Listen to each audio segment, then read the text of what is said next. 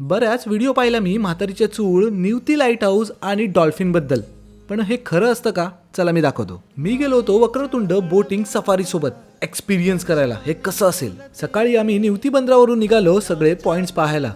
बोटिंगचा experience ना आपण तुम्ही सर्वांनी घेतला असेल, पण हा एक्सपिरियन्स ना खरंच खूप वेगळा असतो. पहिले 2 पॉइंट अगदी बाजूबाजूला आहेत, म्हणजेच किल्ले निवती बीच आणि गोल्डन रॉक. त्यानंतरला आपण जातो सीगल बेटला. सीगल पक्षी रात्रभर इथेच आराम करतात आणि इथे एक गुफा सुद्धा आहे. जरा पुढे गेलो आणि आपल्याला पाहायला मिळाले डॉल्फिन, आणि खरंच खूप स्पेशल एक्सपिरियन्स होता. आणि इतकं सर्व बघण्यासारखं आहे ना इथे की माहीतच नाही मला टाइम कसा निघून जातो. आणि फेवरेट पार्ट म्हणजे निवती लाईट हाऊस. नवीन लाईट हाऊसच्या इथे पाहायला मिळतं आपल्याला म्हातारीची चूळ. हा सर्वात सुंदर स्पॉट. जरा पुढे गेल्यावरतीच आपल्याला प्रॉपर फिरवून म्हातारीची गुफा, त्यानंतर ओल्ड लाईट हाऊस असे बरेच ठिकाणं दाखवतात. त्यासोबतच माहिती सुद्धा चांगली दिली जाते. पुढचा स्पॉट आहे तो जरा थरारक आहे, म्हणजे 2 दगडाच्या मध्ये आपली बोट जाते, पण तो हवामान बघून नेतात. बाकीचे पॉइंट आहेत पण तुम्ही स्वतः जा पाहायला, आणि सेफ आणि एकदम केअरफुली आपली काळजी घेऊन आपल्याला सोडलं पण जातं.